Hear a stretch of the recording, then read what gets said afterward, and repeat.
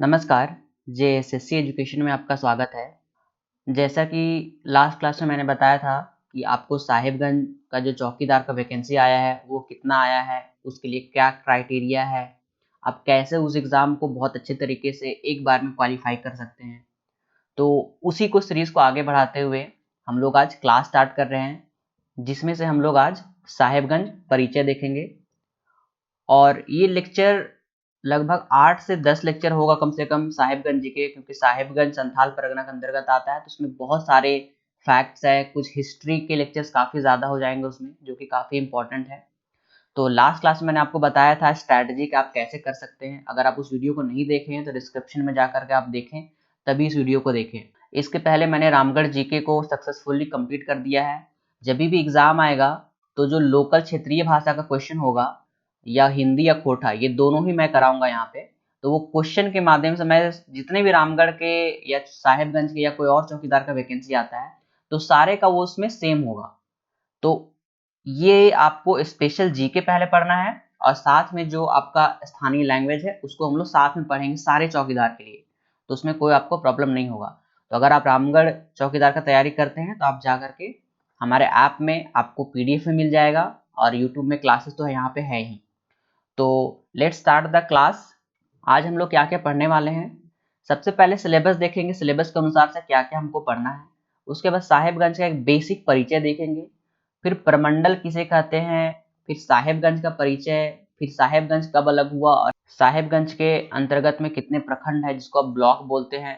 वो सारे एक बेसिक इंट्रोडक्शन देखेंगे जो कि आपको एक जानकारी होना चाहिए। अगर आप लोकल रहते भी हैं तो भी आपको जानकारी होना चाहिए। अगर आप पढ़ने के लिए ज़रूरी नहीं है कि आपको जानकारी होना चाहिए, अगर आप वहाँ पर रहते हैं तो भी इसका आपको जानकारी होना चाहिए जनरल नॉलेज के तरीके से।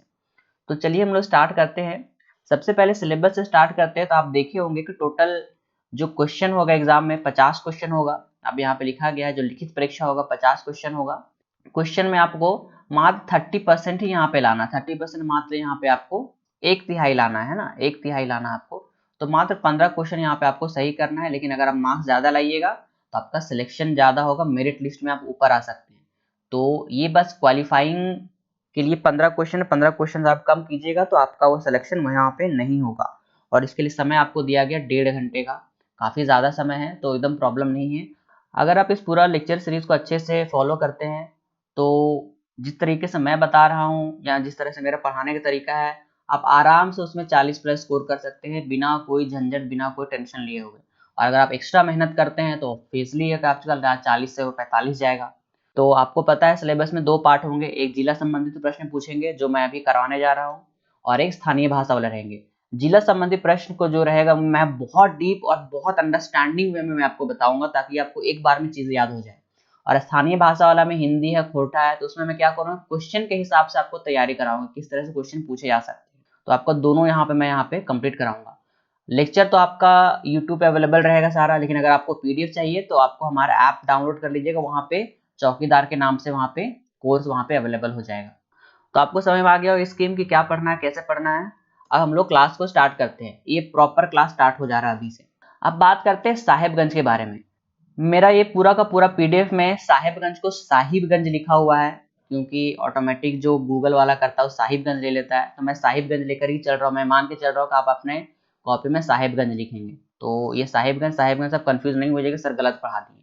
अब बात करते हैं साहिबगंज अगर आप होंगे तो ये हमारा है प्यारा झारखंड, जिसमें कितने जिले टोटल, जिसमें टोटल 24 जिले हैं। और 24 जिले में से साहिबगंज भी एक क्या है, एक जिला है। तो साहिबगंज इकलौता जिला और बाकी 23 और जिला होगा, तो टोटल झारखंड में कितने जिले हैं, 24 जिले हैं। अब बात करते हैं कि जो साहिबगंज है वो आपको देख रहे होंगे, ये यहाँ वाला है, ऊपर वाला है ना, इसको अगर आप अलग कीजिएगा तो यही फोटो आपको देखने को मिलेगा इस तरह करके। क्लियर है। अब बात करते हैं जो झारखंड हमारा है, तो शासन व्यवस्था को यहाँ पर अच्छे से चलाना है। जैसे हमारे मुख्यमंत्री हैं, तो मुख्यमंत्री क्या है, वो रांची में बैठे हुए हैं, उनका आवास यहाँ पर है। लेकिन यहाँ पे बैठे बैठे वो पूरा का पूरा झारखंड का वो कैसे कंट्रोल करेंगे, तो उसके लिए नियम बनाया गया है कि हम लोग क्या करेंगे, पूरा झारखंड को प्रमंडल में पहले बांटेंगे, जिसको आप कमिश्नरी बोलते हैं इंग्लिश में, कमिश्नरी। तो झारखंड में टोटल 5 कमिश्नरी है। ये आपका संथाल परगना कमिश्नरी है, अभी बताऊंगा। ये पलामू वाला है, ये उत्तरी छोटा नागपुर है, ये दक्षिणी छोटा नागपुर है और ये कोल्हान है। तो आपको साहेबगंज की दृष्टि से आपको ये याद रखना है कि साहेबगंज जो जिला है संथाल परगना प्रमंडल का भाग है। और संथाल परगना में कुल कितने जिले हैं काउंट कर लेंगे हम लोग। एक यहाँ पे हो गया साहेबगंज, दूसरा पाकुड़ मान लीजिए, तीसरा गोड्डा, चौथा दुमका, पांचवा देवघर और छठा जामताड़ा। तो साहेबगंज संथाल परगना में टोटल 6 जिले हैं। अगर पूछे संथाल परगना प्रमंडल का मुख्यालय कहाँ है तो आप बोलेंगे दुमका है। इसमें से बीच में जो सबसे बड़ा दिख रहा है ना दुमका, यही क्या है, यही हेडक्वार्टर है आपका संथाल परगना प्रमंडल का। तो अभी यहाँ से आपको एक चीज क्लियर हो गया होगा कि संथाल परगना झारखंड के 24 जिलों में से एक है और ये संथाल परगना प्रमंडल संथाल परगना कमिश्नरी के 6 जिलों में से एक है। ये आपको ध्यान होना चाहिए। और संथाल परगना प्रमंडल का हेडक्वार्टर कहाँ है, दुमका है। कोई डाउट नहीं यहाँ पे होना चाहिए। चलिए अब आगे बढ़ते हैं। अभी मैंने बताया प्रमंडल किसको बोलते हैं। तो आप देखिए ये वाला जो है आपका रेड वाला पूरा दिख रहा है ना, ये संथाल परगना प्रमंडल है। ये जो आपको दिख रहा है ये कोल्हान प्रमंडल है। ये दिख रहा है आपको पीला वाला, ये पलामू प्रमंडल है। ये दिख रहा है आपको उत्तरी छोटानागपुर प्रमंडल है और ये दिख रहा है आपको दक्षिण छोटानागपुर प्रमंडल। तो सीएम क्या करेंगे, सीएम रांची में बैठे बैठे यहाँ के जितने भी कमिश्नर है पांचों कमिश्नर को रिडायरेक्ट कर देंगे, भैया ये वाला लागू हो जाना चाहिए। तो सबके जगह में चला गया। अब इसके अंदर को भी बांटा गया है। जैसे प्रमंडल है तो प्रमंडल को जिला में बांटा गया है, जिला अनुमंडल में है, अनुमंडल फिर आपका ब्लॉक में है, ब्लॉक पंचायत में है, पंचायत आपका गांव में है। देख रहे हैं कैसे शासन व्यवस्था चलता है। तो अभी मैं वो भी आपको बताऊंगा। तो अभी आपको क्लियर हो गया प्रमंडल किसको बोलते हैं। अब हम लोग आगे देखते हैं। जैसे हमारा झारखंड है तो झारखंड एक क्या है, स्टेट है, एक राज्य है। झारखंड राज्य को किसमें पहले बांटा जाएगा, प्रमंडल में। तो प्रमंडल हमारे झारखंड में कितने हैं, टोटल 5 है। चलो ये हो गया क्लियर। तो हमारा जो काम का चीज है, हमारा जो साहेबगंज किसमें आता है, हमारा साहेबगंज आता है आपका संथाल परगना प्रमंडल में।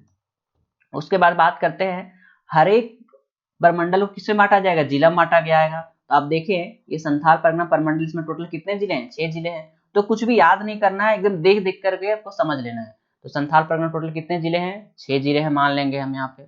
अब बात करते हैं अनुमंडल के बारे में, जिसको हम लोग सब डिवीजन बोलते हैं इंग्लिश में।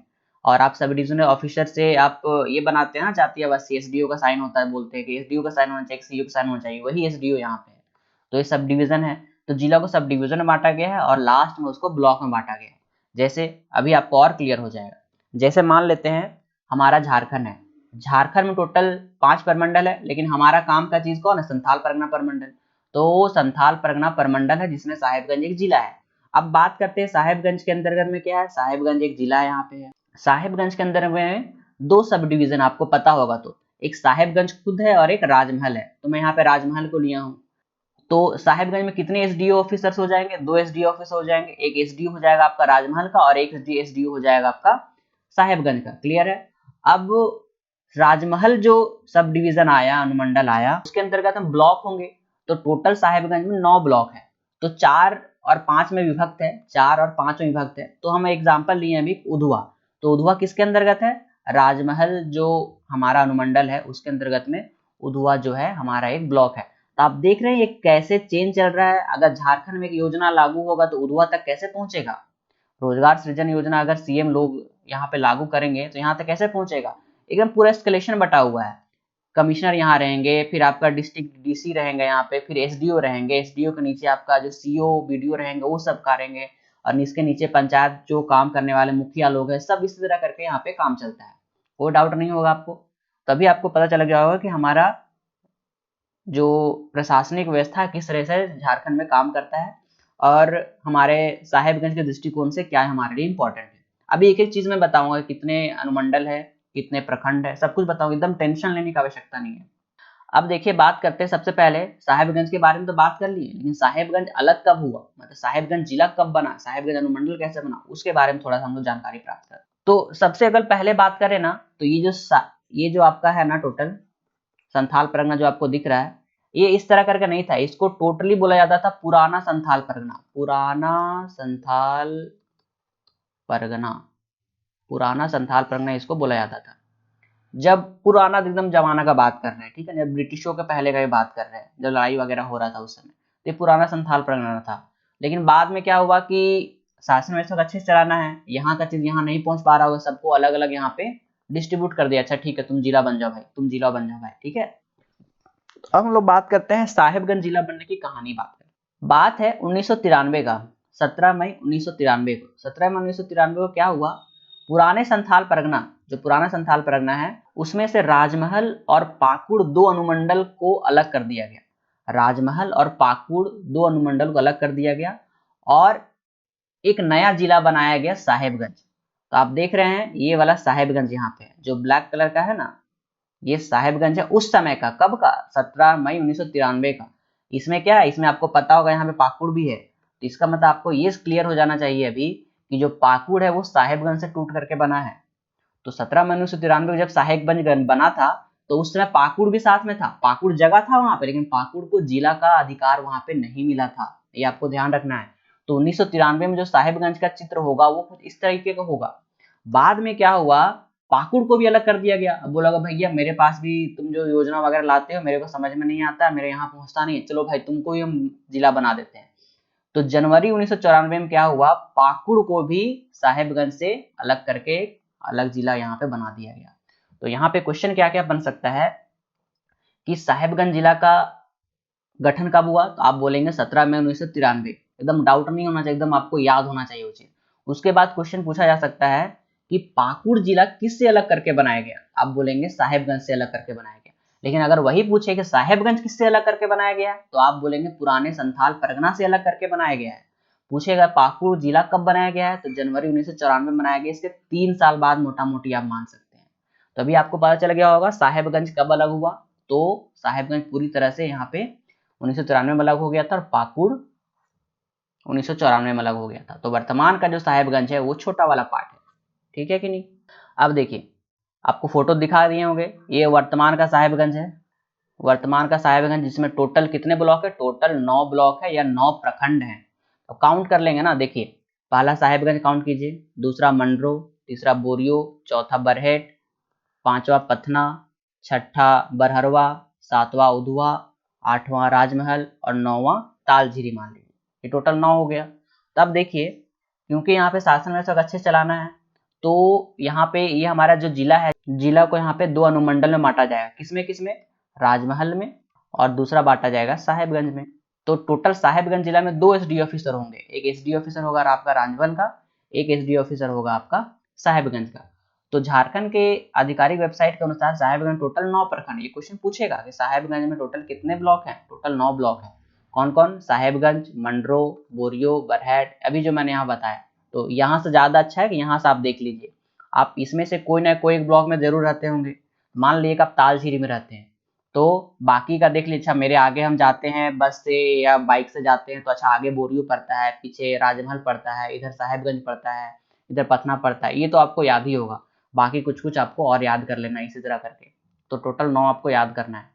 इसका ट्रिक भी मैं बनाऊंगा, आपको सीरीज में मिल जाएगा आगे कहीं पर भी। तो अभी मैंने नहीं बनाया इसलिए मैं यहाँ पे नहीं बता रहा हूँ। अभी आप बस एक अंडरस्टैंडिंग की वजह से आप इसको बना लीजिए। अब बात करते हैं, टोटल 9 प्रखंड तो है यहाँ पे, लेकिन यहाँ पे अनुमंडल यहाँ पे 2 है, एक राजमहल है और एक साहेबगंज है। तो 9 जो ब्लॉक है वो दोनों में किसको किसको कितना कितना मिला है वो देखते हैं। अब हमारे पास है प्रखंड 9 और हमारे पास है अनुमंडल 2। तो अनुमंडल में हम लोग को बांटना है, तो देखते हैं कौन सा अनुमंडल के अंतर्गत कितने प्रखंड है। तो सबसे पहले साहेबगंज जो अनुमंडल उसके अंतर्गत बात करते हैं। तो एकदम सिंपल है, साहेबगंज से निकालिए यहाँ से, इस तरह करके आप बनाइए और ये बरहट में इसको खत्म कर दीजिए। ये हो गया आपका, ये जो मैं आपको डॉट कर रहा हूँ ये है आपका साहेबगंज अनुमंडल। इस साहेबगंज अनुमंडल के अंदर टोटल 4 ब्लॉक का जिम्मेदारी होगा उनको। एसडीओ जो होंगे सब डिविजनल ऑफिसर, उसके अंतर्गत में 4 यहाँ पे ब्लॉक का जिम्मेदारी होगा। अब बात करते हैं राजमहल के अंतर्गत में कितने हैं। तो राजमहल में 9 में से 4 घटा दीजिए तो आपको बच गया 5। कौन कौन हो गया, तालझीरी, राजमहल, उधवा, पथना और बरहरवा। ये आपका हो गया राजमहल सब डिवीजन। तो एक सब डिवीजन ये, एक सब डिवीजन ये, इसमें 5 प्रखंड, इसमें 4 प्रखंड, टोटल मिला कितना प्रखंड, टोटल मिला 9 प्रखंड। एकदम सिंपल है, कोई डाउट नहीं है कि नहीं। तो ये पूरा का पूरा आज का एक लेक्चर खत्म होता है, एकदम बेसिक अंडरस्टैंडिंग वाला लेक्चर। अगर आपको इसका पीडीएफ चाहिए तो आप ग्रुप में जरूर रहिएगा, ग्रुप में आपको इंपॉर्टेंट जो मैप रहेंगे वो सब आपको मिल जाएंगे। तो अगर आप ग्रुप से हमारे नहीं जुड़े हैं तो इस नंबर पे आप क्या कीजिएगा, व्हाट्सएप कीजिएगा और लिखिएगा साहेबगंज चौकीदार। साहेबगंज चौकीदार लिखिएगा तो आपको स्पेशल जो ग्रुप है ना उसमें आपको ऐड कर दिया जाएगा, और आपको पीडीएफ और पूरे जो एक साथ में लेक्चर मिल जाएंगे आपको। हमारे ऐप डाउनलोड कर लीजिए, डिस्क्रिप्शन में लिंक दिया गया है, और हमारे गूगल प्ले स्टोर में भी अवेलेबल है, वहां से डाउनलोड कर लीजिए। वहां पे आपको पीडीएफ और ये सिलसिलेवार ढंग से मिल जाएगा, कोई चार्जेस नहीं है, फ्री ऑफ कॉस्ट। ठीक है, फ्री ऑफ कॉस्ट आप उसको कर सकते हैं, नो इशू। तो मिलते हैं नेक्स्ट लेक्चर में, तब तक के लिए धन्यवाद, ऑल द बेस्ट।